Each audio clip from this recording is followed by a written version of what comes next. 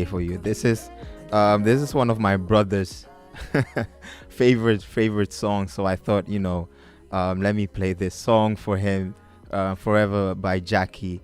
Um, I feel like I should be giving you guys the songs that I've been playing, right? But then again, I'm like, what?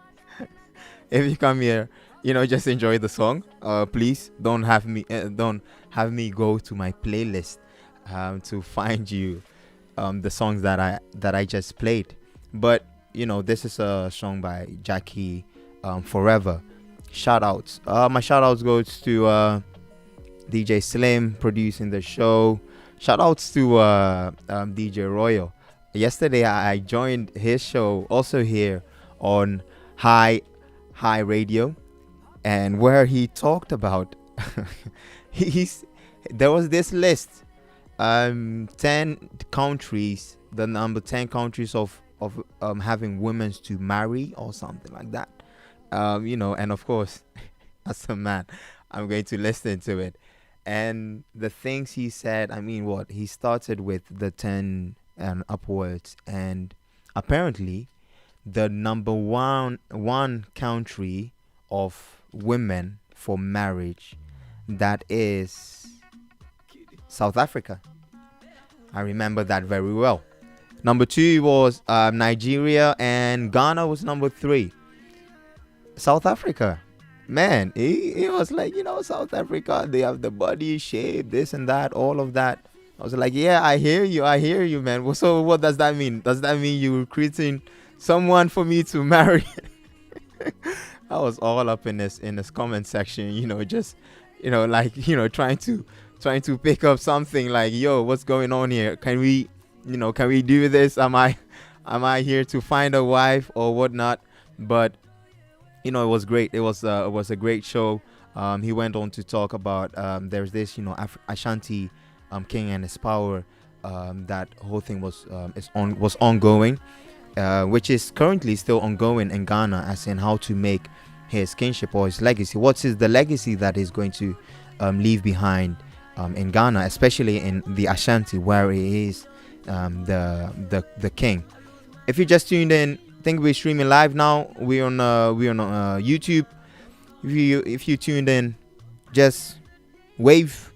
Let me know how you are, how your week has been, what you're up to, and let me know how this corona thing is going, because like I said, for me it's going way too quick. Like we're opening things like we're opening a bottle of water. Can we slow things down? But then again, as I said, the numbers are looking very promising. The cases are definitely going down.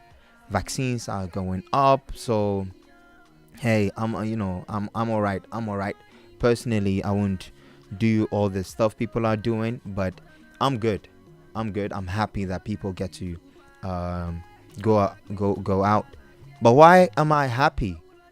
Because I know, on African Focus, where we celebrate African excellence, we've had guests, we've had doctors, we've had mental health specialists, like from the municipality of Amsterdam, talk with us, speak of the implications and the consequences and results of this COVID, namely its impact on people's mental health. So that's why today we set some time apart. We were like, nope, we need to have this discussion on mental health. And who else to ask than our lovely guest who has been here before, and so we're about to get into that conversation, but I'll wait, give it a couple more minutes for people to tune in on our Facebook Live. And once you are tuned in, don't be afraid. You can share the link. Share the link with your mates, with your family members. with anyone you feel like, yo, this is, this is an interesting discussion or topic or interesting conversation to listen to. And also, if you already had questions about mental health, this is your chance to to ask your question. So, feel free. I'll give it a bit more time before I fully introduce to use the guest. Tune in. We're live on YouTube. If you're also listening in through the official website, then also more power to you. We're about to engage in in a conversation with our guest. So, if everything is correct, everything is all right, let me check the technicality of this to make sure that we can go live.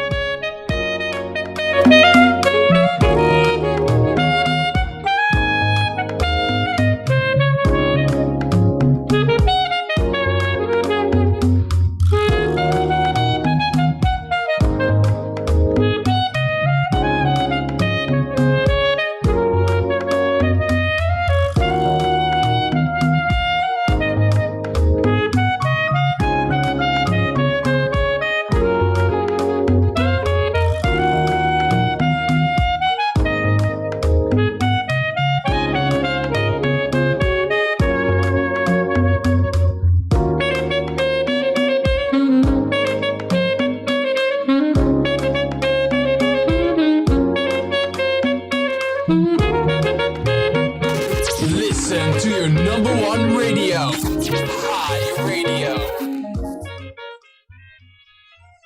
Yes.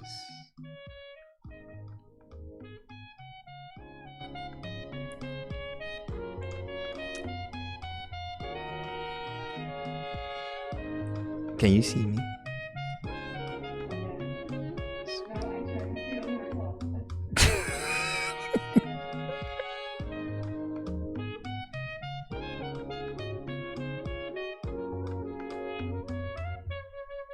One time, go.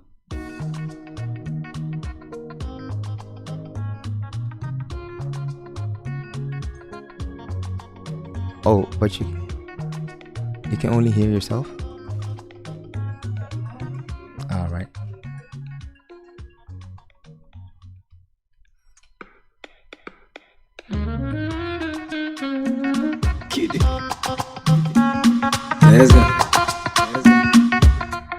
All right. I have my guest on standby, and it's going great. All right. So, today we're talking how serious is mental health. Mental health, which has been more than a trending topic this past year, of course, due to the pandemic. But as both government and private corporations focus more on how to sustain mental health for professionals and families alike, nevertheless, this remains quite a topic that is unique within African communities, or is it not? Well, to to join me or to inform me on this topic, our special guest is a familiar face, and she has been on this show to grace us with her knowledge about mental health among Africans, and which is also one of our mostly viewed podcasts of 2019, if I can remember. I wasn't here, but she's a young Ghanaian with a doctorate trainee in counselling psychology, also with experience in mental health in the Netherlands and UK. So, please help me welcome Raisa Kumaga. And I have my virtual applause ready. Raisa, can you hear me? Yes, I can. Hello. Hi there, hi there, hi there. How you been? Yes, I've been good. It's been a chilled, relaxing Sunday. How's your Sunday? Like, Yeah, what it's did you good. do? What do you do on a I mean, Sunday? here, I mean, here in the UK, the churches are still, well, the big churches are still closed, so it's still all remote. Yeah. Although I think they are starting to open it up a bit more with true reservations and things like that. But All right. yeah, so I start my Sunday with church online. Mm-hmm. Yeah. So over here we actually we over our reservation phase. It's now you can just go into stores, do whatever you wish. I mean, of course, with the given restrictions. But I said earlier, for me, I feel like things are going too quick. We're moving too fast. But how is it on your end? How do you feel like because you were on a great run, and Yes, you were doing we had good, a and very then long lockdown and hmm many lockdowns actually. I hmm can't even, keep up with the amount of lockdowns that we're in at the moment. And hmm but things are opening up a bit slowly. right. It's just that we have the problem with the new variants. Yeah, that is that is kind of like it's like a party pooper because you guys were doing so great with the vaccines, like literally ahead of entire Europe, but then all of a sudden, I don't know what happened, but something to do with the Indian variant of that. But speaking of you and your, I mean, your profession or your studies, um, the new normal that came from this pandemic, has that been in any way relevant to you? And if so, in what way? I think it has and hasn't because in the UK, most of the mental health professionals Right. were working frontline, so we were still going into the office. Because as the physical health and COVID-19 increased, what Mm-hmm. was increasing, the mental health difficulties were increasing too. So we had to go to the office, see people face to face, Right. and help them with their mental health. So in a way, I feel like the only things that are the new normal for me is just the kind of changes in terms of my social aspect Mm-hmm. and not being able to travel freely and go back home to the Netherlands, for example, because my family is still, there in the Netherlands. Yeah. Um, and I think also what I've noticed in the pandemic and especially the aftermath that now things are opening up again, Yeah. it's almost like we're coming out of this big shock in the system that we went through this pandemic, that we've lost people, Mm. families have erupted, that we had to kind of, go and take these vaccines Right. and hold on to those measures. And now, okay, yeah, we're allowed to do all of these things again. But wait a minute, is there time to process what actually happened? Because it's very something very unique in history, this period in our life. So, Well, yeah, I think yeah. what makes it unique. It's not the fact that a pandemic is unique, but it's the fact that Mm. for us, it is like this generation, and especially here in the Western hemisphere, then it becomes very unique. But we will talk about those elements that makes it unique in a bit. But I mean, for me, this is the first time actually having contact with you, right? I mean, last time that you were on the platform, I wasn't here, Mm. right? So I would like to know more about what you do, and more importantly, why do you do what you do? So I know Mm. you're currently on a doctorate degree trainee for as a counseling in psychology. Like why and how is that going, and what is your of what's your area of research and expertise on this? Okay. Yes. So it's really great to meet you because, like I said, it's the first time. My name is Raisa, and I am a trainee counseling psychologist. And the doctorate is 3 years. I'm actually finishing my clinical part, so I've finished. So I'm kind of pleased that I finally finished the clinical aspect. I've done all my placement hours. I've done all the therapeutic approaches. I just need to finish my research.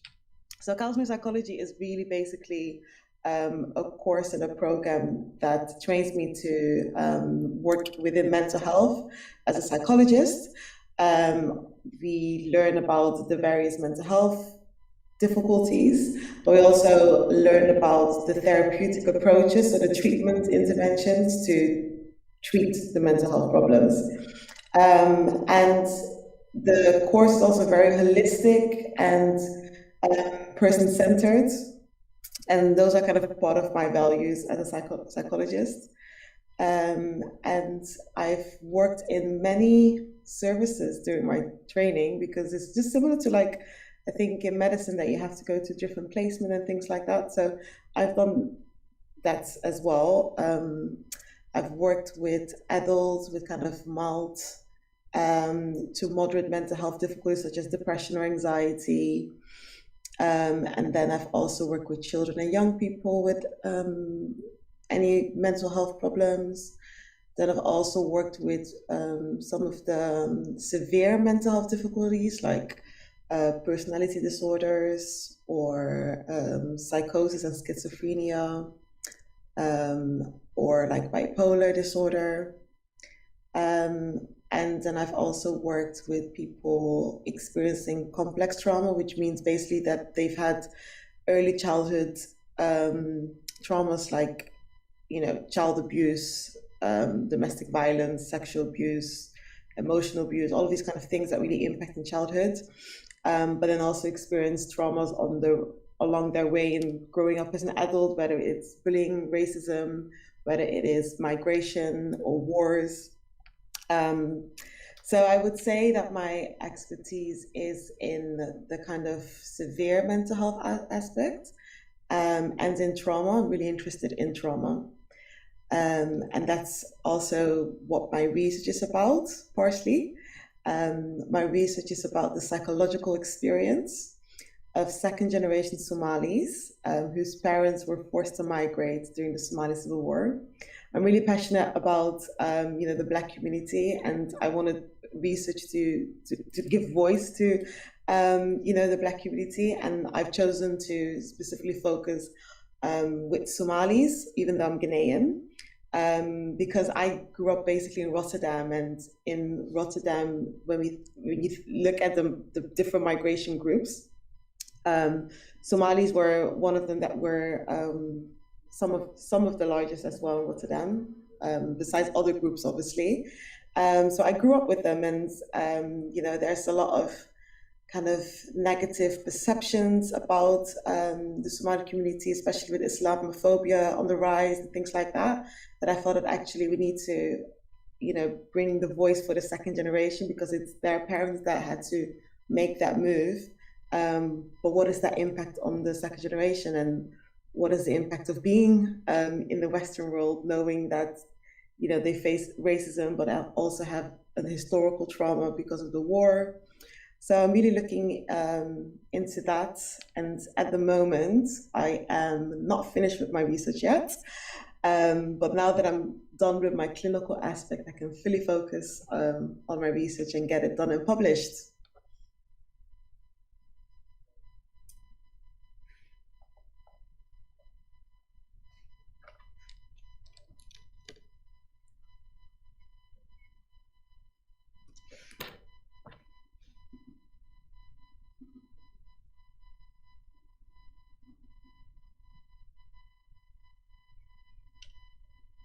I don't think I can hear anyone. No. Oh, Yes, I can hear now.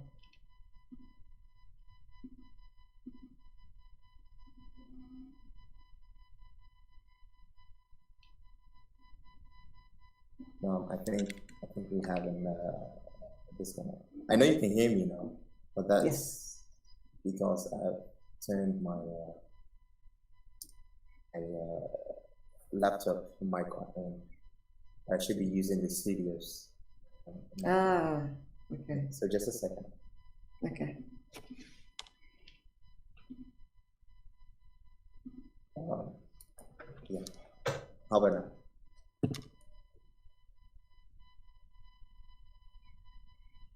No, you can't. Can you hear me now? Yes, but with a very strange sound.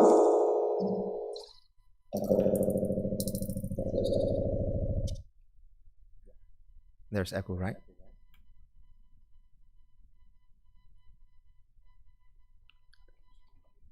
Can you hear me? Okay, no, I can't hear you. How about now? Can you hear me? Okay, I still can't hear you. All right. So, well, let me see. Let me, work on this with the producer for a bit. All right, and then we will continue the conversation in just a second.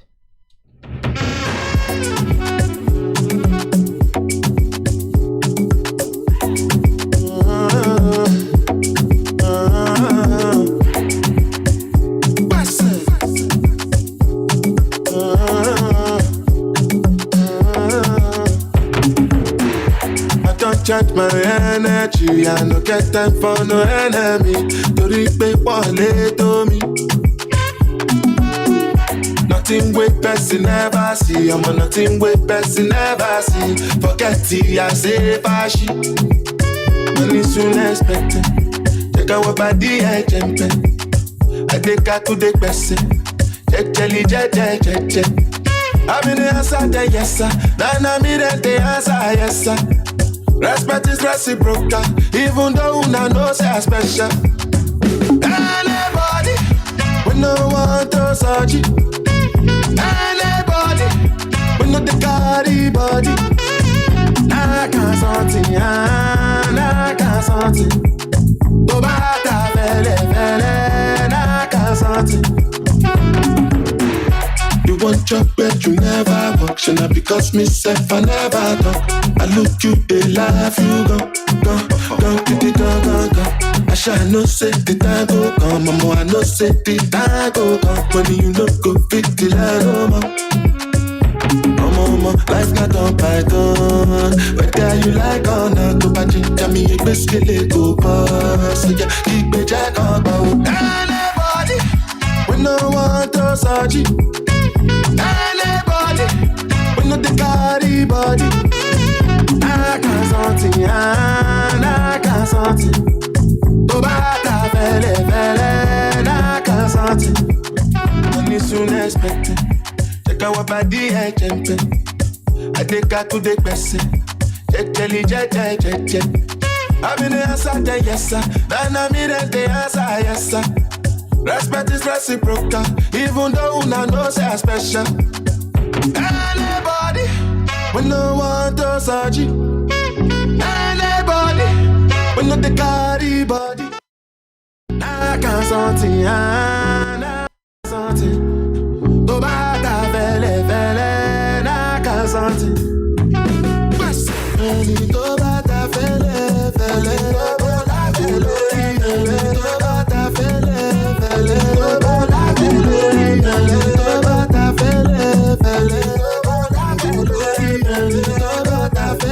Hi Radio, your perfect choice.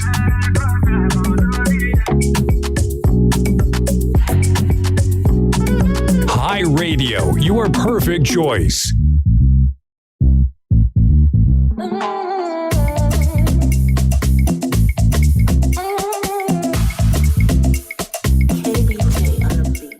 Tomorrow, I go change my tomorrow. Tomorrow, we go change them today. Don't you wait for tomorrow. We go change them today. We know tomorrow gonna be different. And together we gonna shine. United we will change our story. And forever we gonna smile. But for today I choose to be happy. And nothing gonna change my mind today. Yes, can you hear me? Oh, I still can't. Oh, can I hear you now? Can you hear me? Yes, I can hear you. Sweet, I can hear you too. I mean, this should do, right? Yeah. Um, all right, amazing, amazing, amazing. Um, I mean, where did we leave? Oh yeah. All right, so that's the research you're doing, right? And I asked how how far are you with the data collection? Okay. See, I didn't hear that question. Yeah, I was like, have you received let's say what collected enough data and sufficient data to draw a conclusion, or like how far are you on that research? Hmm. Okay. So, can I Yes, start? please, please. Yeah. Okay. So yes, I am now focusing on my research. I am doing a qualitative study, Mm-hmm. which means I'm not looking at the numbers and then making general statements based on, the amount of numbers. I'm really looking at the subjective experience of my participants and really looking at, okay, what is their experience and how do they make meaning of it? And even that is qualified as research because often Right. the time we look at the numbers, but we don't know actually what's going on for the person and whether there's teams that kind of are related to each other, that can inform our theory and practice. And that's also part of the big why for me, that I feel that in the mental health field, there's limited research on the Black community, and the research that is out there Right. is also kind of really not looking at, okay, how can we then use the information we have to inform our theory and practice and better support the community. So through qualitative research, that's what my aim is, to kind of explore what their views are, explore what their thoughts about some of the questions that I came up with around Yeah. their experience living in the West, but also their parents. Yeah. And then hopefully, this can help with practice and theory eventually. So I have interviewed 8 people so far. Okay. So it is a really small group. Yeah. Small And sample size. I am in the analysis phase, Okay. although I haven't analyzed every 8 of them. I 'Cause mean, it's it's a a lot very of work. I know it's a lot of work. Oh yes, man. long process. And Oh I've also kind of like avoided a little bit because I think the man. lockdown has been difficult for everyone, including me. Yeah. So doing my research at home and not having, you know, a library to go to, or, Yeah. not being able to kind of have, I'll try and have breaks, but pre-COVID, I would have breaks by, going to a nice restaurant or meet up with my friends. I Yep. couldn't do all of that. So I Nope. think I've avoided my research a lot during this pandemic. But now that things are easing up again and I got an extension, I can work on it again. So that's I good. mean, and it's funny how sometimes, I mean, we have found actually that to be like to maximize productivity, right? You need that time of leisure, like that time of the break is so necessary, and it's not only the mental break, as in you like stop doing the work, is that break of like getting literally out of that environment. So Mm, if you are indoors, have somewhere else to go. mm, And I mean, people working from home this is a big challenge that has that they were facing during this this pandemic. So I fully understand how you kind of like push it to the side a bit and wait on the analysis part. And I also like the fact that you chose a country that is not really, it's not Ghanaian, but somehow, if the research and the analysis is done properly and everything goes correct, we might even be able to get the what the implications, or the understanding that you draw from that research. We might be able to apply it within our own communities, right? Because I mean, we also migrate to other countries due to, let's say, personal problems or whatnot. But let me kind of like touch that a bit, since we're talking about about your research, because what I know is I'm being a Ghanaian myself, right? And I can consider myself second generation since my parents are the ones that came here. But I know they didn't come here due to, let's say, a civil war, right? So in that sense, I'm not sure what trauma they were undergoing, but I do know that the minute they got here, there were other problems that they might have faced that can be, have a psychological effect on them, whether they were aware of it or not. But, first of all, the question is this kind of migration also considered forced migration, since that is the main topic of or the main research field of your research? I think it's a really important and interesting question, because yes, like you said, I'm focusing on a community that has experienced wars. But like you said, the continent of Africa has had, various of challenges Right. due to colonialism, due to slavery, due to all the eruptions that have led to, cracks and disruptions in the system that make people then leave their country, even though it's not as, perhaps visible as a civil war. Yeah, it definitely counts as forced migration, in my opinion. However, in the literature, people would say, well, no, that's maybe more economic migration or voluntary migration, because it's not like they had to leave because of, unsafety or war or insurgents. But in my opinion, I think for me, it does classify as forced migration, because it's about the intention and decision processes behind the reason of leaving. And even though in Ghana there's no wars, for a family or for our parents to make that decision to leave, is still kind of something that, took a lot of thought, took a lot of consideration, weighing up options, feeling like actually maybe this is not the best place and time right now, and I need to, go out and find safety for myself. And whether, the question is also like, what is considered safety? Is safety only when we go through a war, or is safety also when there are other issues going on that make us have to leave our home? And I think that is the essence of forced migration, that you feel so compelled to leave, that you have to kind of take up your bags and leave your home, the place that is considered as home. So yeah, I think for me, that's the process behind it. Because even if you look at people that left for a war, they still had to make the same decision processes. Pretty much, They yeah. They still need to kind of plan. It's not just something very impulsive, No. that because the war has started, now we have to leave all of a sudden. No, they had to weigh their options, make decision how they're going.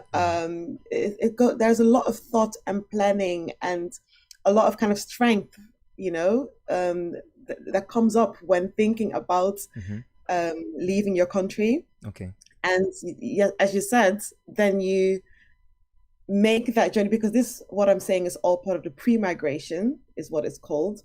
But then you also have the kind of the migration on itself, so the journey, which whether you are leaving your country for war or for other purposes, everyone's journey will be different. Okay. Some people have the privilege to just take the plane and leave, but other people have to use other means, to get to countries. And so that migration journey, and I think that's something that people have seen on the news, that people, go for on boats and stuff, right? Exactly. Take a lot of kind of courage and what do you call it? Risk. Strength to take that decision, like, okay, I have to go on this boat and go, So there's a lot of complex and intricate processes that are involved with migration. And then, like you said, then they come to the West, and there's like another difficulty, because we have racism, we have economic inequality, we have just a culture shock, and culture shock as well. Right. Exactly. So there's so many processes involved in the whole migration story that will have an impact on them psychologically. Yeah. So yeah. I mean, and even just and this is just migration, right? This can be as simple as, I don't know, the alphabet, but because you're looking at it from a psychological point of view, it has endless amount of layers and depths. And this mental health is one of those things where we easily overlook, or we easily misjudge or underestimate its power and its, and hopefully, that's why I'm hoping to get out of, like, from this conversation, as saying, how deep do things go, and especially, like, what can we take from, or any pointers that we can take from this conversation to safeguard ourselves, or to help ourselves deal with this better. But in our African community, just on that migration bit, because I know for myself, I literally sometimes I try to kind of like ask my parents, hey, what was the journey you had to go through? Where did you where did you go? Did you come directly to the Netherlands? Did you go to Belgium? Because there are all these stories. I had to go here first and then stay there for 2-3 years. It was hard and this and that. And I do know that due to those experiences, that's when they really push us. Do your studies, focus, this and that. Don't waste your time. But the funny That's thing definitely is, something that came up in some of my like initial findings, that there's a lot of pressure on the second generation, and it makes sense because for some of the conversations that I had with the Somali participants, they felt like actually, our parents had to leave their place, and now I can study, I can do all of these things. Yeah. So they feel there's this kind of almost like it's so compelled in them to then work hard, get a good education, etc. And for some of them that can be helpful, but for others it can be unhelpful. And but also where I see let's say where I see an issue is the fact that because they don't tell us, we can't relate to what they, the struggle they had to go through. It's, they just give us, do this, do that, do that. But sometimes we have to be able to relate to, let's say, your struggle. It's a human thing. But we miss literally what you just said was something that came out of my interview. Oh, really? So it's really interesting. I just had to go back, like that was literally what one of my participants said. Oh, so man. It's so similar, isn't it? That we just want to. There's a psychological need actually in knowing, because a lot of the times with these migration stories and the migration experience, it's kept as a secret. Yeah. And then we go about our lives knowing that something has happened. We've seen on the news, we hear stories from others, and we know that our parents are somehow implicated by this, but we don't know how. Yeah. And that makes it really hard for our kind of psychological process in terms of what that means to how we view ourselves, but also how we view the world and others, because it's almost like a gap or something that is just left open. But what should we do with it? That's that's the question. Like, should we force our parents? What is your advice to these things? Like, from what you have, the data you've collected. Like, how should I, or how should Ghanaians, or how should migrants go about like this issue? Is there something like an easy way to at least help this situation that we find ourselves in? I think it's also important to acknowledge why it's maybe difficult for our parents to share their stories, because for some of them it can be really re-traumatizing. We don't know what they've experienced, and sometimes they want to kind of protect us from knowing how bad it has been for them, or how difficult the world can be, and etc. as parents. So I think that's also important to acknowledge that for some of our parents it's just really hard to share that. And then there's another layer, because opening up and expressing ourselves is already a difficulty. So that on top of the migration story and sharing that is like another hurdle, And we also need to be aware that a lot of our parents probably don't think this is something that we need to know. That they don't understand perhaps that there is a psychological impact, and that actually the secrecy and silence can be really difficult to manage as young adults. And so I think it's important to be aware of that and see if possible there could be conversations. Right. And sometimes when we say conversations, I feel like there's so many ways of communicating. You don't need to necessarily sit down and then do this talk or something like that. There's so many ways of sharing that story, whether it's through, showing interest in your parents' history, and then showing showing pictures and having a conversation or doing something with that, or whether it's just going out for a walk and make it a bit more informal to talk about it, because you're not necessarily seeing each other face to face and having this sit down, but you're actually talking. So there are many ways to have that conversation, but I think it's first of all important that there's an awareness that it is important to have the conversation. And hopefully by that awareness, parents will start to kind of feel more confident to share. And I think the other difficulty too with sharing is that often parents don't know when is the right moment to share, because obviously when you're young, it's understandable that they want to keep that for themselves. But it's like, okay, but when as a parent can you have this conversation? So I think that's another kind of barrier for them. Right. Yeah. And in how do you make, let's say, how do first step you said it's to ensure or to advocate the fact that mental health is important, or these conversations are important to have. But there are some, let's say, misconceptions, misnomers, misunderstandings that we still have when it comes to the topic or the world of mental health. So I would like you to help me clarify certain things. So first off, when we say mental health, what should we think of? Yeah, it's interesting and also very complex. Because first, when make it easy, please. Make it please easy.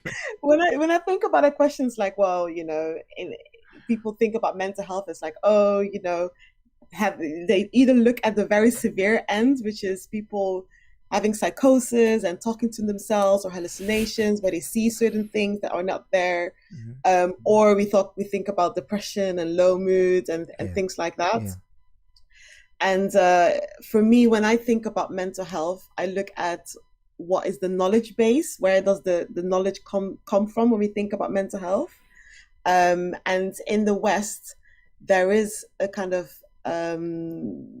philosophical, knowledgeable underpinning that is based on natural sciences, right? And that's why when we think about physical health, we examine, we can see it on the scans, we can see something happening in the body, and then we test and experiment that and see whether there's something to treat. Which that's what they've tried to do with mental health as well. They try and do all of these brain scans, look and try and find things that could indicate that there is something going on mentally, which they haven't fully figured that out yet, because mental health is still something that can be quite intangible, something that is not just something they can just see and know that it's there. But that's where the Western world, how they view mental health, is something that is biological, something that is based on psychological processes, but also in terms of social processes, which I will speak to in a bit.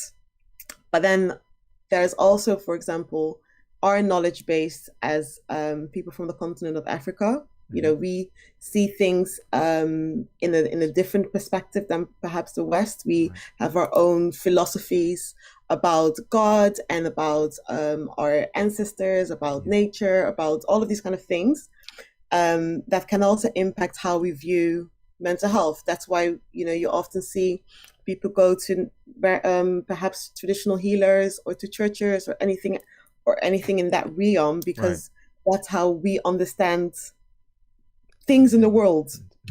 And for me, there's no right or wrong necessarily. I think the issue with both approaches is that we don't take the consideration of both. We either discount kind of the Western, or we discount the African philosophy. And actually there's some validity in both. And actually if for some people, the traditional or the churches is helpful, that can be valid, but can we also then add some of the things that we've learned in natural sciences, that actually there are, specific psychological and universal processes that are involved and that can be treated? Can we merge them? Can we add them together? Can we, do both? But it often feels like it's either or rather than both. And it's interesting because if you think about physical health, we have adopted this idea of having medicine and going to the doctors and doing all these procedures. We've adopted and accepted that. And all of these things have obviously been evolved through science, over the years. And we as people from the African continent, we accept that and we take it on. But then for mental health, it's different. We don't necessarily take on the knowledge that has been built upon through years that can actually help them in their emotional and psychological well-being. And if I enter into that bit, I think we'll enter into let's say a more social or philosophical discussion or conversation. But what I do know is that yes, like you said, even whether it's African or here in the Western or in science, there is psychology, right? And we also we take our psychological maybe problems or issues, we take it somewhere, and we find the place to go to. We can find that in both worlds, in the spiritual, let's say more traditional African, where we have the priests and we have the churches, the pastors or whatnot, but they cater to a certain psychological need from the people, from the congregation. And in the Western, in science, we goes to the psychologist or the therapist, and they also cater to a certain psychological needs of the people. But more in in as much as we do have these two fields or these two different worlds, we still wrestle with, for instance, within the scientific world, we still wrestle with what is a psychologist and what is a therapist. I mean, for myself, for years, I thought they were the same. They were the same until later on, in my maturing, I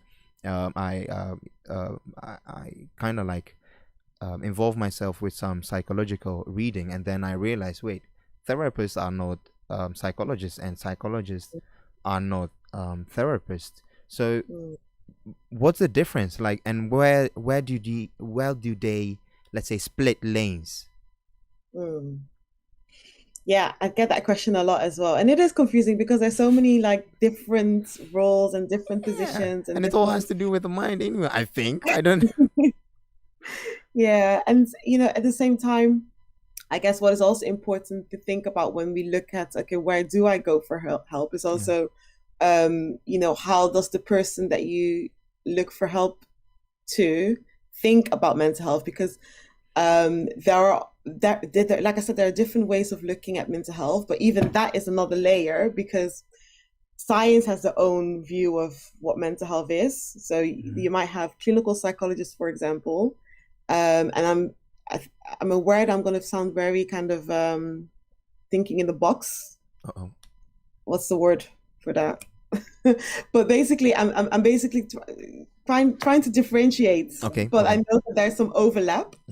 But for example, clinical psychologists, they really focus on the aspect of distress and looking at how abnormality or weird behavior is manifested and where that comes from, and really look at the experimental kind of aspect of, we need to find out what this abnormal behavior is and then make sure that we remove it. So that's what people could argue, or I would argue that sometimes that's quite pathologizing, because you're saying there's something wrong and we need to fix it.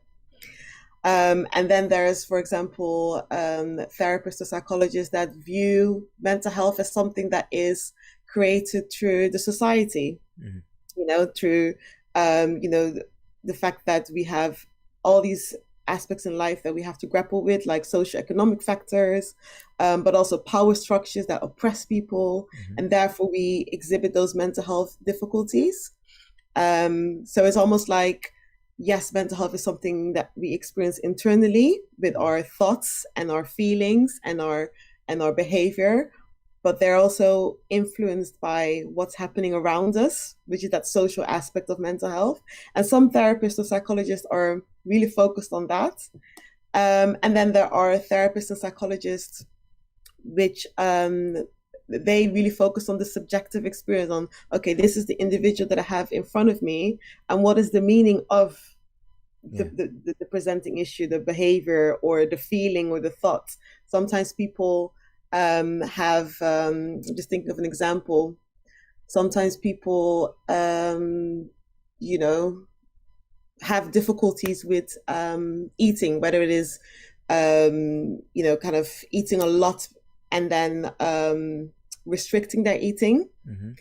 In some cultures, eating a lot is just part of it. It's just normal, and that's kind of something that is not seen as necessarily an issue. But in the West, perhaps they would say, well, binge eating and eating a lot is not good. And that means that there's something going on. So some therapists and psychologists really look at, okay, what is actually going on and what does this mean to you? Is this something that is distressing for you, or is it something that is part of the culture? And also, if it is distressing, what is the meaning behind it? Maybe you're eating a lot because you can't have control over your life because there's COVID going on and you don't have control over it. So you try and stuff yourself. So there's different meanings. I would say that for me, as a counseling psychologist, we are trained to kind of look at the societal aspect of, like, what is the things that are in place in societies that really impacts people's mental health, and how can we change that, and also the latter that I spoke about in terms of what is the meaning around people's distress, and that's how I work with that.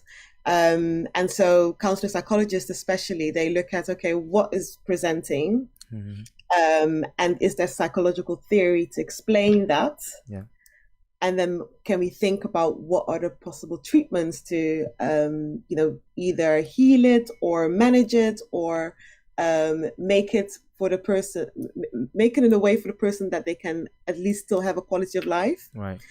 Therapists, they often of times practice through one approach. And they really moreover focus on the relationship. So they really focus on, okay, we need to build a relationship, and then through that relationship, you get healing. You get, the experience of me as a therapist will create healing. So they are, they're still valuable, but I guess the psychologists have a bit more knowledge to tap onto, and they have more kind of approaches that they've been trained in as well. So they can use different, methods basically. And that's why it's really a science-based profession, because we're literally using all of these methods to see, okay, will this fit with this person? Is that the person's needs? Rather than just having one approach, which we often see with therapists or psychotherapists. And I mean, which one do you prefer? I mean, of course you are, you're doing counseling psychology, but I mean, I've had my own experience of therapy. As counseling really? I have to go through therapy. Oh, gee. Well, I mean, it's funny because, I mean, well, not funny like funny to laugh at, but they do say that let's say many psychologists or therapists themselves have either gone through therapy, have had to go through therapy themselves, which also to me, I'm like, is that why it's best suited for them? It's like, I don't know, if you want to become a football coach, right? Like you literally had to play football yourself, not only just studied it or like watch it, but you literally had to undergo the journey. And it also shows that no one exempted from, having to, go what either therapy, or one way or another. So even if the psychologist or the therapist had to go through therapy sometime, then best believe we who have one or who have nothing to do with that, from a professional perspective, that I think we also really have to think twice, or also think about the possibilities of ourselves having to undergo such a process.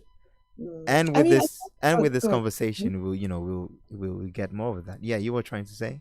No, I just wanted to say that, therapy sounds also quite, I don't know, sometimes a bit daunting. Like, okay, but what is therapy? How does that look like? It's not like I'm going to the doctor and just get a medication, Mm-mm. So it can feel really daunting. And I think not every psychologist goes to therapy, just to make that note. No, no, no. Uh, but for me, it was really helpful because I felt like going through the process myself, I could then understand what it feels like for the client to then be with me. Mhm. And also knowing that, in therapy, it can be scary because you have to open yourself to someone that you don't know. And depending on, whether you go to a therapist or a psychologist, Right. you go through a lot of depth as well. And it's interesting because I had a conversation this week because we were ending with the doctorate, and for me the doctorate was really intense. And one of the lectures made kind of an example of actually how intense therapy can be. That sometimes you have to really go Yeah. through the pain, and it's so difficult. But after you get out of that, it's so, because I now have Relieving. ended the doctorate and I feel actually really good. I'm really proud of myself, and that's similar to therapy, that you go through this kind of really difficult, something that you want to avoid, Yeah. areas of life, but Yeah. then finally you've expressed it, you've made meaning of it, you understand it, and then you feel so much better after. Yeah. They do say what the process itself of going through therapy is already, let's say, healing or therapeutical. Mm, The fact that you just, but that's, I think, where people also, I mean, fall off, because I've had friends or colleagues who said they started therapy, but then I'm one who always come back, hey, how is that going? Oh, it's been a while since I've gone, but I'll try to go next time. And that already, it gives me that, yeah, it's not easy at all. But mm, here's a question for the therapist, or for the psychologists themselves, mhm. or let's say for yourself, if you were like to counsel someone, right? Can that also be therapeutical to yourself, or is there only one receiver, and the other one is just a bystander? Like, how is that? I mean, and again, it really depends on the knowledge base, which approach you're coming from. So for Mm, me, as a counseling psychologist, we really focus on the relationship. We really focus on what is their needs, what is their meaning. So for counseling psychologists as me, the therapeutic relationship is both ways because again, you're witnessing someone's pain, right. and someone's pain can also be relatable to my own pain or my own issues and things like that. So even though the space is for the client, which we always daily hold, and it's their boundaries, Yeah. in a way it can still impact us as well because we're human. Mhm. So sometimes it can impact us in a way that actually we feel really hopeful or encouraging for that person to go through the pain and come out of it, Oh, because yeah. we can see and feel that actually this person wants to make so much out of their lives, but they're in this pain right now, so we Yeah. empathize in that way, Yeah. right? So these kind of process does happen both ways. So for for the psychologist and for the clients, but at the end of the day, it's about the client space and what they're trying to, you know, work on in Right. the relationship. Yeah. So if you come across a therapist that makes it their own, then that's a red flag. That is. That's a red flag. But I also think sometimes when people go through therapy and then they stop, there could be different reasons. But I feel like for the Black African community, Mm-hmm. because we don't have many psychologists that understand or that are from the same background, Mm-hmm. we often experience racism and discriminations in even the therapy room as well. Oh wow. There have been studies, for example, that people have been asked, unacceptable questions related to their culture or religion, which then puts people off. Oh. Sometimes there's mistrust around kind of mental health services, and that could be based on various, negative perceptions Right. of the structures and services that are there. Sometimes people feel like actually the services are not accessible, or they don't feel like the service can understand what they're going through because it's based on their philosophy, right? How they view things. So sometimes there is kind of this disconnect that makes people, not feel really encouraged to find help. And just on the therapist or psychologist bit, how to spot a good psychologist or therapist? How do we do that? Well, first it depends on which country you're in. In the Netherlands, obviously, we have registered psychologists, we have registered therapists. That's the most important, that they're registered. In the UK as well, similarly, we have registered therapists and registered psychologists, because they have to adhere to some of the policies and kind of rules and ethics. So people that are not registered oftentimes are not bound to that, so they can't if you have a complaint, for example, about a therapist, you can't complain if that person not registered. So that registration gives some protection for the community, actually. So that's one important bit. And then I would say you would have to go to the first session and find out like how you connect with that person. When I get like referrals or people asking for therapy from me, I always tell them, you don't necessarily need to choose me straight away. Go and, look for other people and see how you connect with them. Because often the time we notice whether this is not really going to gel. This is not really, but then you feel like, actually, maybe I should still go. No, just help yourself. If you feel like it's not connecting, then don't do it.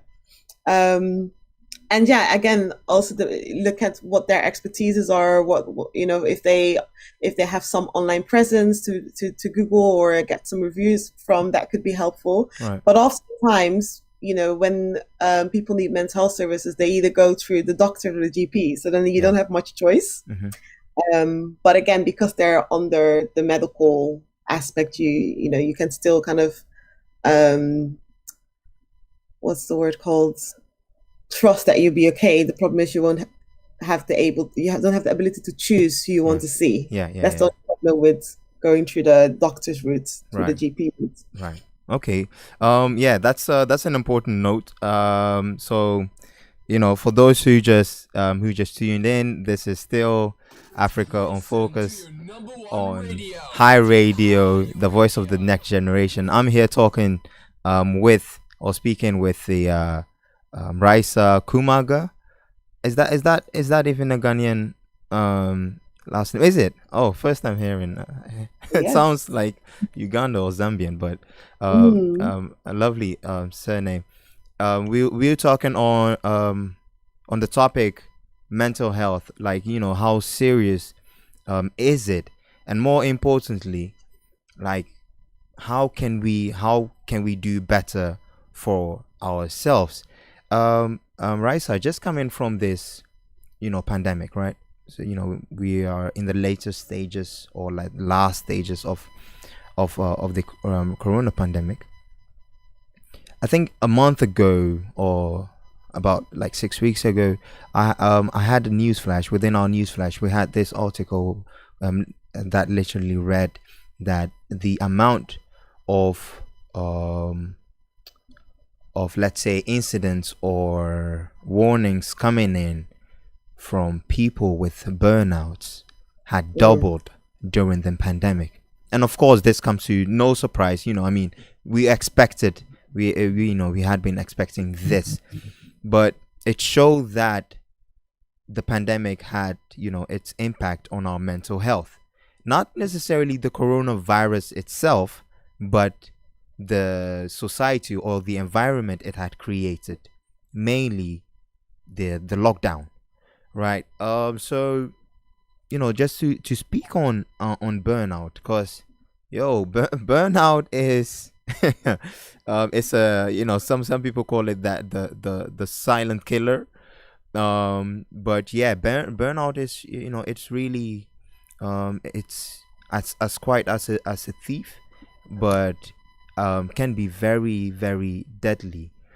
So can you now, can you like speak a bit on what is a burnout, and let's say, and are we able to contain a burnout, or is it something that is totally outside of our, our individual control?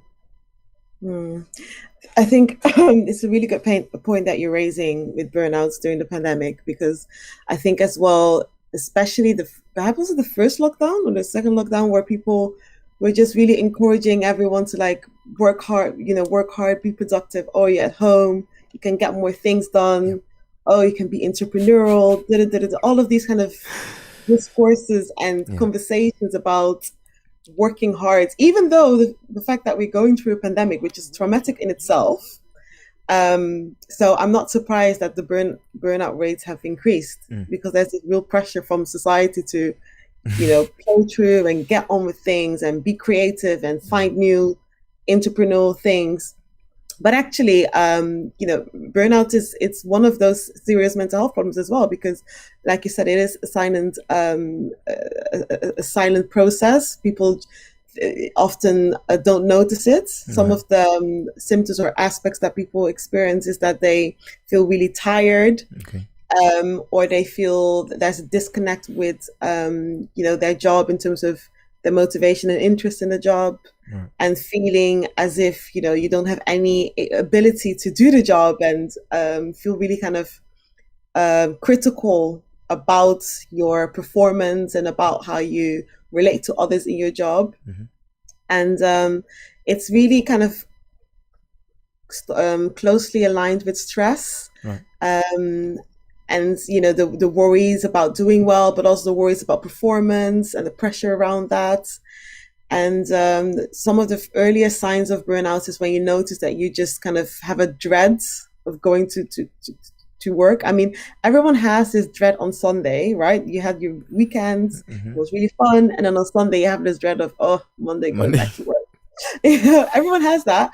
But with burnout, it's that constant feeling, like it never ends.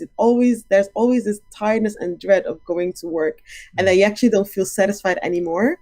And that can be a serious toll, especially because you know that you need a job, because you need an income, you have all these responsibilities, but then you're not happy in your job, or you don't feel like you used to feel in your job.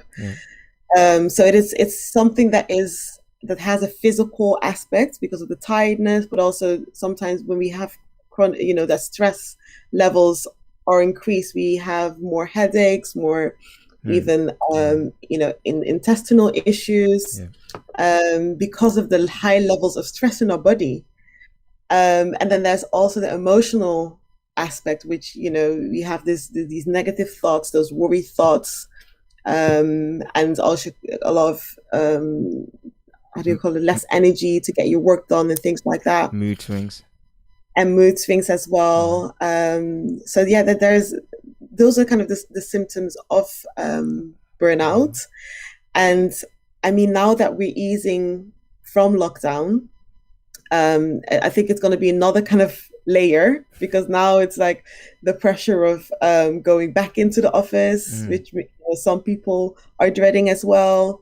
And if burnouts are not kind of attended to, it can lead to even other mental health difficulties. So for some people that are, for example, in the helping profession, we are seeing that a lot with the frontline workers that had to work during COVID. There's a lot of burnout and kind of fatigue in terms of helping, because it's been so draining, it has been difficult, but then we also have systems that are not really helping us in this. So this constant battle, and then you just get tired of everything and you just want to give up. And that's where, the mental health difficulty starts to increase, because then you become anxious, or then you feel suicidal because you have all of these thoughts that are saying, this is too much, I can't do it anymore, I want to give up. all of these thoughts that come up, and just, can exacerbate our psychological and emotional well-being. But is there anything like we can do? Is burnout something, you just have to take it and then hope it departs or leaves you alone? What are your I think with burnouts, it's really important to be aware when, like, almost to kind of be more aware of what's happening internally. I think that is something that we Black Africans shy away of, like what's actually going on with me right now in my mind, my thoughts. Oftentimes when what I see is that we notice it and then we shrug it away. We kind of like, okay, yeah, that goes under the carpet, But the more you do that, the more you avoid what your internal experience is, the more you're going to get into a burnout and into more mental health problems. So I think the first step is to be aware of what's happening within me. What are the kind of thoughts that I'm having? How am I feeling? And some work jobs, I guess, are more supportive than others. Right. I know when we think about mental health in general, there's still just this stigma around mental health. People just think that you should get on with things and do it, and etc. So some workplace settings are not supportive, but I think, even when we look at the World Health Organizations and the global mental health kind of attitude, people are getting more aware of, actually, we need to look at our workers and our employees and be more compassionate and aware that, sometimes things are hard and we need to support the people that we employ. But I can imagine that in some workplace settings, it can still be difficult. But if you do have a workplace setting that is open and supportive, it's important to let them know. It's important to reduce whatever can be reduced to give you some balance, because I think often at times there's limited balance in our lives. We're just overworking, focusing on performance, working and being productive, but then we don't have a balance. We don't have enough time out to just kind of wind down. But I also believe that for burnouts, what is a very big factor as well is when we have perfectionistic traits, where we feel like, we need to do everything well, and we feel really anxious or worried if we don't do it well. Those are the kind of things as well that put you in risk of developing burnouts, because it's almost like there's no space to make mistakes, so there's no space to kind of have a day where you're like, oh no, I can't be bothered today, I'm gonna just chill. Because people with perfectionist traits feel that is almost like a violence to their integrity and their selves. Like it's almost like you can't allow yourself to take that break. And these processes, again, can be quite complex. There could be so many factors behind why you have these threats. It could be the migration, right? That you feel like your parents have brought you here, so now you have to do really well, and etc. So then you don't give yourself the space to actually take a break or pace yourself, and etc. I like the fact that you just mentioned, or I mean, this is what I took from it, is that how you also go about on with burnout is we have to take care of each other. Let's say we have to look out for our colleagues as well. So not only should they be aware of themselves, but it's also good for us, whether colleagues or employers, to also ask after them or ask for their well-being. But I don't know if you have the figures on this, but would you say that within the African community we have a high case of burnouts more than, let's say, within the European community? Or would you say actually the Europeans have it more than the Africans? Since I know my mom has been working, she just work. I'm like, one day you follow, right? But she keeps on working, and she's not necessarily a perfectionist, right? But again, her past, or that that keeps driving her to keep on working. And somehow, I don't know, maybe it's the church that is putting her at ease, or catering to her mental health, but she's pulling through, and it doesn't seem like she will have a burnout, or maybe she's already had it, but she wasn't aware of it. But yeah, burnout in African communities versus European communities. Like, what are your thoughts on that? Yeah, I don't have the specific statistics, Yeah, unfortunately, but that's right. I can definitely speak to that because I feel for our parents, first of all, there is this kind of aspect of resilience, that they keep on going. They have this, almost internalized goal and value of I need to work because, Hmm. and that drives them. But like you said, they also kind of there are aspects where they are finding their break or their way of tuning off from work. But I also wonder whether some of our parents are plowing through, but it then comes out in physical health problems because, in the African community, there are physical health problems. So Right. sometimes it doesn't necessarily come out mentally, but it could come out in the high levels of stress and then having various physical health problems. Okay. But I can also say that, and that maybe is not necessarily around burnouts, but more around mental health, is that the Black community does experience high levels of mental health difficulties, and I would say that when we look and compare with the white population, we're looking at the disproportionate rates. Hmm. So even though the white population, for example, experiences suicidal thoughts and they are able to kind of express that they have suicidal thoughts, the suicide rates of the actual completion is higher for young Black African men and middle-aged Black African men. Oh. So that's just something, isn't it? That the disproportionate rate is quite high, and there's Okay. this high kind of difference between the white population and the Black African community in terms of the mental health experiences. And perhaps maybe it's also because, like we said earlier, we often don't express our feelings, but we also face various difficulties in our lives, such as long-standing health issues, social issues, systemic inequalities, and we are just expected to plow through, without any breaks, without any jobs, without any financial satisfaction. We just keep on going, and at the end, it will have a toll on us. And maybe it's not the first generation, but it could be the second generation, the third generation. So we really need to, like I said, look after ourselves. Right. Even though we don't see it in others, it can come out in various ways. Yeah. Okay. So we're getting towards the end of our conversation, unfortunately, because there's literally so many questions I want to ask. Why? Because they are very important.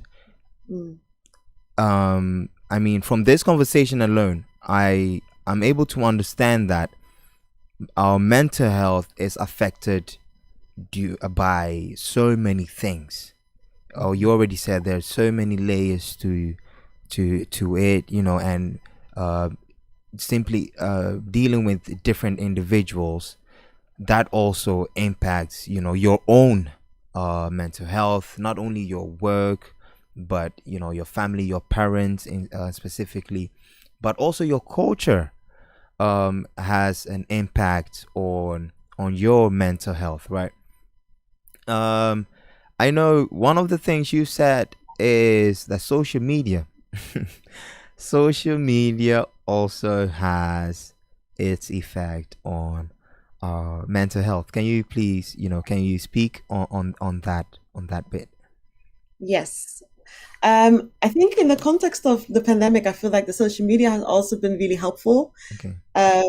Because again, we found communities online, we found Clubhouse. TikTok, Clubhouse. We found Clubhouse, Yes. that really has helped with our well-being. We've had TikTok with all these Yeah. dances. All of those kind of things are ways to look after ourselves, isn't it? It's ways where we are doing something, or we're connecting with people, or we are sharing, how we're doing this dance and laughing with each other. All of those things are good for our well-being. I guess the only problem is that sometimes we also have kind of a, I don't know how to say, like a dark side or an unhelpful side of social media. Because things like, for example, platforms where the focus has been on how a person is liked and how popular they are, as well as this kind of fear of missing out and feeling like, oh, their lives are better than my lives, can really impact ourselves, and also again how we view ourselves and others. Because if you feel like, well, my life is not like this person that even though during lockdown they've been able to do all of these stuff and they've showed it on the lives with their stories, and it gives kind of this feeling of comparison and feeling like we are lesser than, which is the challenging aspect of social media platforms. I do believe that they are trying to change things. Like I recently saw that social media has removed the amount of like buttons, so you can only see like one person liking a post and then others. Was it Facebook?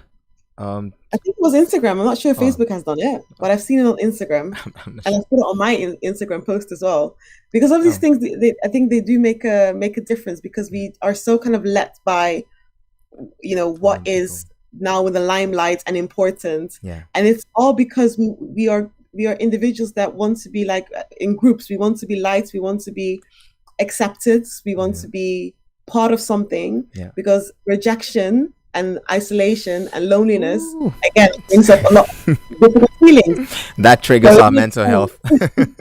Exactly. So it makes sense that we want to belong and want to be seen as admirable and things like that. Yes. But yeah, social media is definitely a platform where these kind of things get exacerbated and then have a negative impact.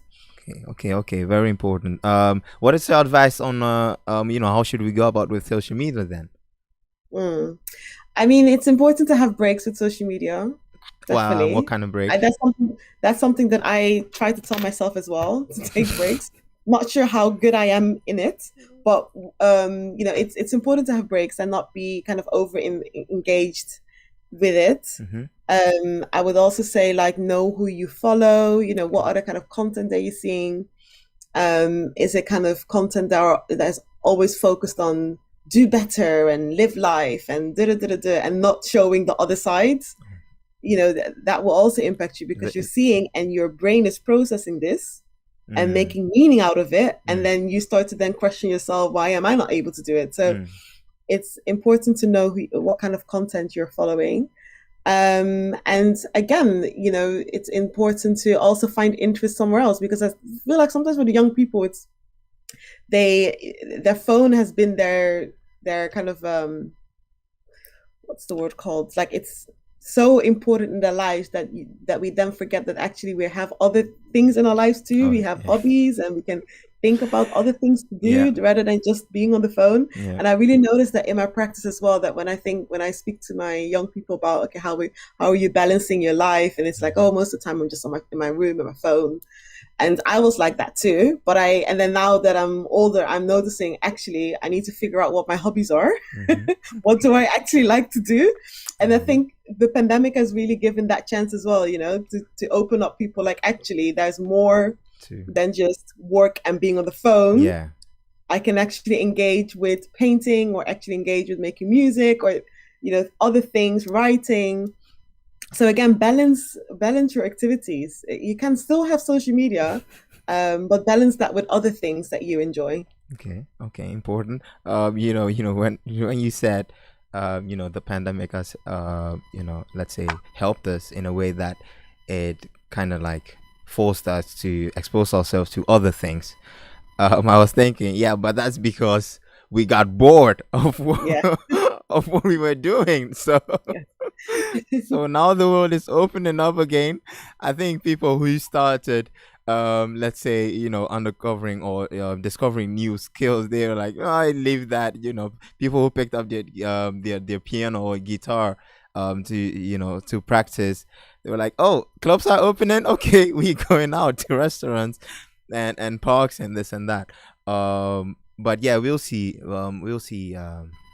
I think it's important that we keep doing it, isn't it? Because even though the pandemic has been hard, we've also learned lots of it, and it's helpful if we can keep to and keep those things that really helped with our well-being. If you've noticed that actually during the pandemic, going out for a walk, use that as a self-care. Use that as a way to kind of channel and Yeah, and and but you and know how people are. well-being. You know how people are. You know how people will get, and they might they'll be like, yeah, I'm gonna get back to it, but you know within their minds, and why that's where psychology is really gets interesting. And I'm reading this book on, it's called The Elephant in the Brain, where we know that these things will help us, but somehow we would still go out and we kind of like pretty much waste our time on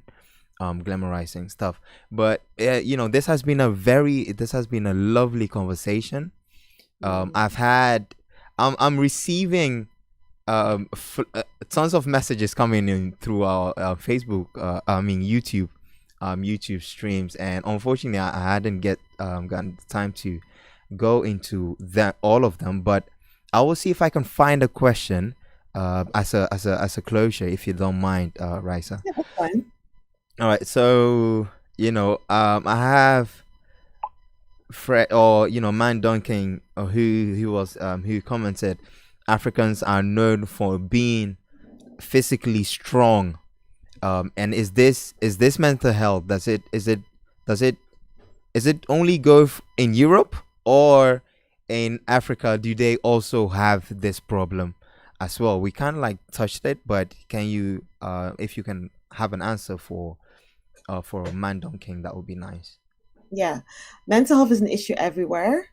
So even in the continent of Africa, you see mental health difficulties. The only thing is, it's manifested perhaps in a different way than maybe in the West. So perhaps in the continent, you see people either seen or labeled as crazy because they do loads of their behaviors feels like not normal to the rest of the population.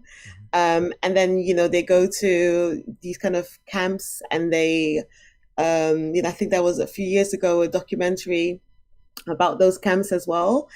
So I think that's like one side of the story, but then there's another story where there are people experiencing mental health difficulties in the continent of Africa that perhaps not necessarily show it in terms of like their thoughts, feelings, but maybe a lot in their behavior, or maybe a lot in their physical health, because physical health and mental health are quite aligned. It's not just a split thing. So for example, you see people drinking a lot or using other kind of substances. Right. And there is a reason why we do that. There's a reason why where you notice that people drink a lot, or where you notice that people use a certain substance or use a lot, because there's something internally going on. But often it's so deeply buried that it doesn't surface. So the only way to kind of manage what we're feeling, that we don't understand what we're feeling, is by drinking or by using substances. So that's those kind of things do present themselves on the continent. Right. And so then Hits 99 FM is asking, so how do you know and notice, or how do you notice someone is going through, let's say, is struggling with their mental health? And also as a question to that is also, let's say, as a follow-up question, how do we engage in such a conversation with such a person?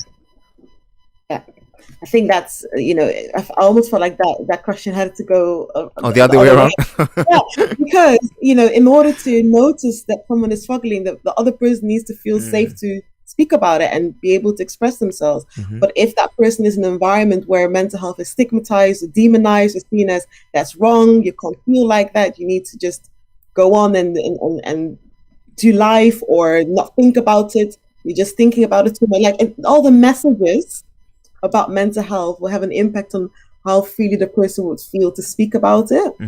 And also it will impact on how much you would notice if that person is struggling, because we can keep a lot of things for ourselves and present ourselves like we're doing fine, but actually internally there's a lot going on, and there's a lot of shame, there's a lot of blame going on, that it's our fault, or that we can't say things because we'll be judged.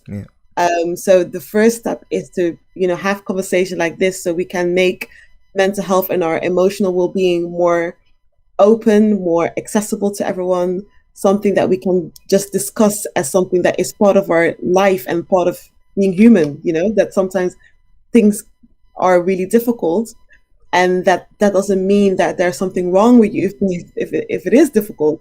And even if there are aspects that we feel like, oh, actually I'm thinking about things or doing things that are not necessarily seen in the normal population. I put normal because, again, different knowledges. But if you notice that there's certain kind of, for example, sometimes people have very intrusive thoughts that feel really, really bizarre, and they think this is really wrong. I shouldn't be thinking this. Even then, we should be open that these things exist, and that there's actually support out there to manage those thoughts. Or even if there's certain behaviors that people do that they think, actually, I don't think other people might be doing this, or maybe I'm doing it too excessively. Again, there is support out there. So it's important that we start to begin to open up the conversations more, to open up the fact that there are things that people experience, whether it is in the abnormal side or the day-to-day side.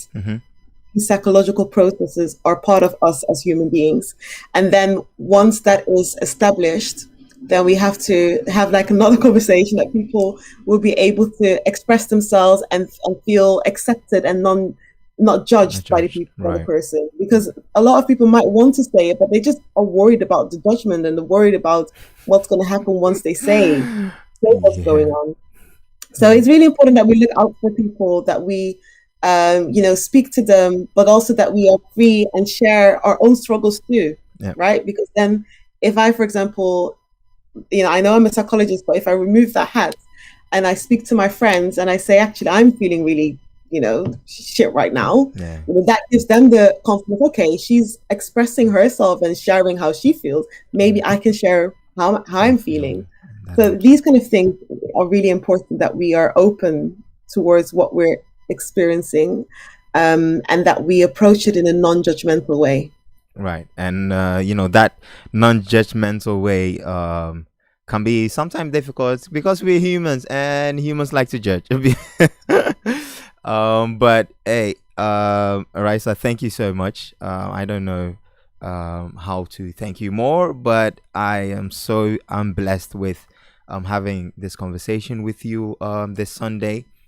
It hasn't been, let's say, easy with you've had quite a busy week. I mean, of course, you just finished your doctorate degree, of which you are very proud of, rightfully so, and also happy about. But you still managed to have this time for us and to come on our platform and have this conversation. Mental health is something I would like HiRadio or African Focus, we would like to speak more on it, because again, the first step is to make it more, let's say, common within the community to even talk about it, right? So we'll see to have this conversation more often, and we would be pleased if you would join us a couple more times in the future. Absolutely. I mean, I'm happy to, like, once I got my research done, to like come back again, and then we can have like a full migration, experience topic. Exactly. So yeah, I'm happy to do that. Right. Well, with that being said, thank my YouTubers for tuning in.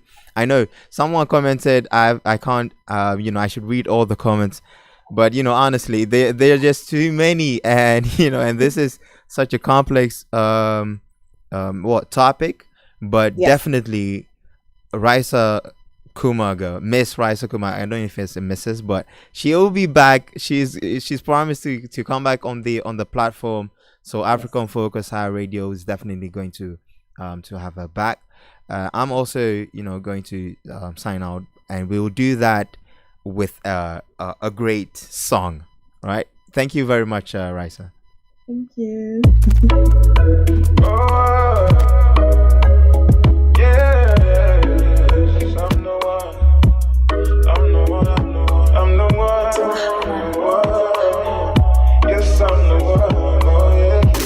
Listen to your number one radio, Hi Radio. The one who God is blessed.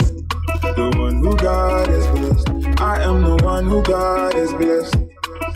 I'm the blessed of God. I am the one who God is blessed. The one who God is blessed. I am the one who God is blessed. I'm the blessed of God. I am the one who God is blessed. The one who God Hi Radio, your perfect choice. God is blessed. Oh, no, blessed of God. I am the one who God is blessed. Oh, nah, nah. I am the one, yes. I am the one, oh, yes. I will tell it everywhere I go. I will tell it everywhere I go. I'm telling everyone I know, that Jesus is love. I will tell it everywhere I go. I'll tell it. I will tell it everywhere I go. You know what it is, right? Everyone I know. It's not like. This is a story of a child who was blessed of God. Young boy from Africa winning the world for God. Like this on your channel, these boys so 20 channel rapping who could get you say we and they win the soul. Pure bliss. So we found one another which is the day. Put I need out and yes, yeah, Jesus, my soul. Honestly, when I see people singing my songs and praising the Lord, I feel blessed though. It's an honor to be used as a vessel. They told me, Nolly, you lucky you came up too fast though. I tell them that a blessed man is a blessed man. Yeah, I don't believe in luck, I believe in blessings. I am the one who God is blessed. The one who God is blessed. I am the one who God is blessed. I'm the blessed of God. I am the one who God is blessed. The one who God is blessed. I am the one who God is blessed. I'm the blessed of God. I am the one who God is blessed. The one who God is blessed. I am the one who God is blessed. Hi Radio, your perfect choice. The one who God is blessed. Oh, nah, nah. I am the one, yes. I am the one, oh, yes. I will tell it everywhere I go. I will tell it everywhere I go. I'm telling everyone I know that Jesus is love. I will tell it everywhere I go. I will tell it everywhere I go. I'm telling everyone I know. Listen to your number one radio. Hi Radio.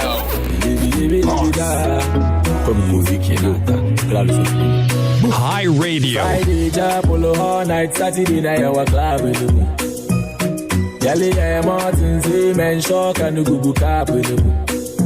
I the shape in all the Bible, bed, go for say, Yala, so they snap in the bay. It's gas in our do chapel, walk when, one house on a club, and what bay. Tina, Messoma, and Elusumia, this is Unia,